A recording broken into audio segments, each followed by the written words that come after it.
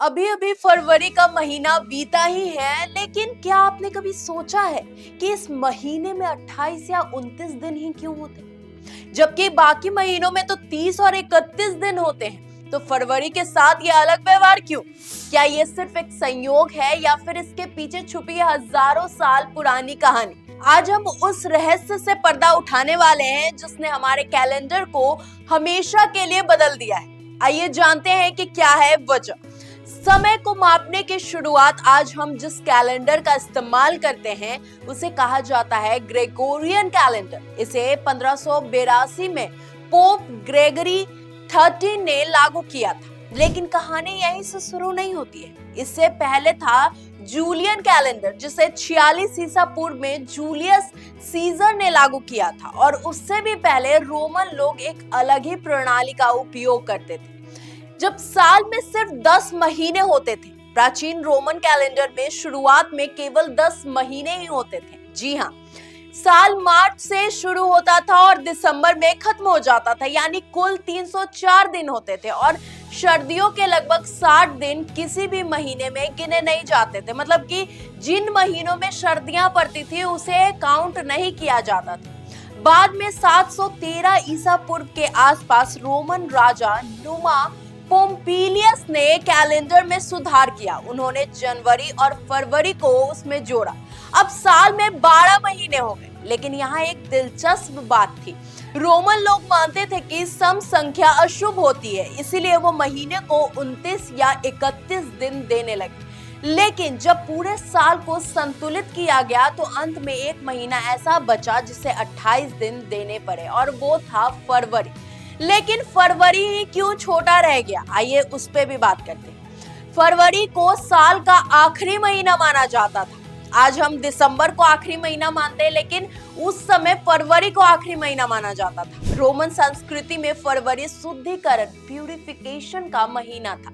ये धार्मिक अनुष्ठानों और प्रायश्चित का समय होता था। साथ ही कैलेंडर को चंद्र चक्र से मिलाने की कोशिश भी की जा रही थी। एक चंद्र चक्र लगभग 29.5 दिनों का होता था। इसी संतुलन के चक्कर में फरवरी 28 दिनों का रह गया। जब बाद में जूलियन कैलेंडर आया तब भी फरवरी की लंबाई नहीं बदल पाई। अब आते हैं सबसे महत्वपूर्ण हिस्से पे, हमारा एक सौर वर्ष, यानी कि पृथ्वी को सूर्य का एक चक्कर लगाने में लगभग 365 दिन और लगभग 6 घंटे, यानी कि 365.24 दिन लग जाते हैं। अगर हम हर साल 365 दिन गिने तो हर साल लगभग 6 घंटे का फर्क जमा होता रहेगा। 4 साल में ये अंतर लगभग 24 घंटे, यानी कि एक पूरा दिन बन जाता है। इसी समस्या को हल करने के लिए लीप वर्ष की व्यवस्था बनाई गई। नियम क्या है? जो वर्ष 4 से विभाज्य हो उसे लीप ईयर कहते हैं। लेकिन अगर वर्ष 100 से विभाज्य हो तो 400 से भी विभाज्य होना चाहिए। उदाहरण के तौर पर समझिए कि 2000 लीप वर्ष हो गया और 1900 लीप वर्ष नहीं हुआ, और ये अतिरिक्त दिन फरवरी में जोड़ा गया। अब सवाल है कि फरवरी ही क्यों? क्योंकि वही सबसे छोटा महीना था। बाकी महीनों की संरचना पहले से ही स्थिर थी। समय के साथ जूलियन कैलेंडर में भी हल्की सी त्रुटि जमा होने लगी। लगभग 1600 साल बाद कैलेंडर और वास्तविक मौसम में 10 दिन का अंतर आ गया। तब 1582 में ग्रेगोरियन कैलेंडर लागू किया गया। इसमें लीप वर्ष के नियम को थोड़ा सख्त किया गया और तब से आज तक हम वही प्रणाली इस्तेमाल कर रहे हैं।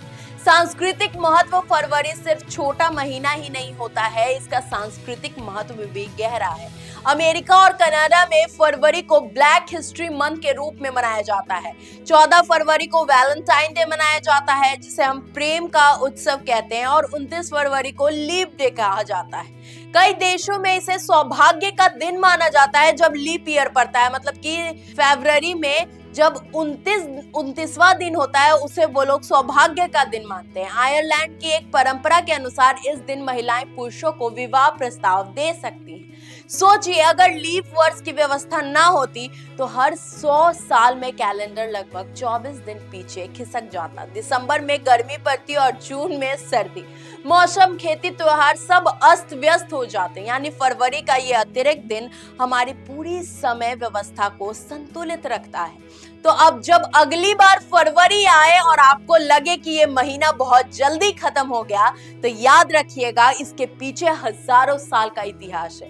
खगोल विज्ञान की गणना और मानव सभ्यता की समझ भी छुपी है। फरवरी छोटा जरूर है, लेकिन इसकी कहानी बहुत बड़ी है। समय को मापने की हमारी कोशिश का ये एक शानदार उदाहरण है। अगर आपको ये जानकारी रोचक लगी हो तो इस वीडियो को लाइक करें और शेयर जरूर करें, और कमेंट में बताइए कि क्या आप 29 फरवरी को जन्मे किसी व्यक्ति को जानते हैं। और अगर आपको ये वीडियो पसंद आई हो तो चैनल को लाइक करें, शेयर करें, सब्सक्राइब करना बिल्कुल ना भूलें। तब तक के लिए धन्यवाद।